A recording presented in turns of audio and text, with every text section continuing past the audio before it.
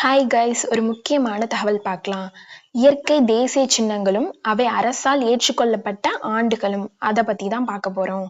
ஆலமரம் இது பெருமையின் சின்னமாகும். இது ஒரு மருத்துவ குணம் கொண்டது அப்படின்னு சொல்லியிருக்காங்க.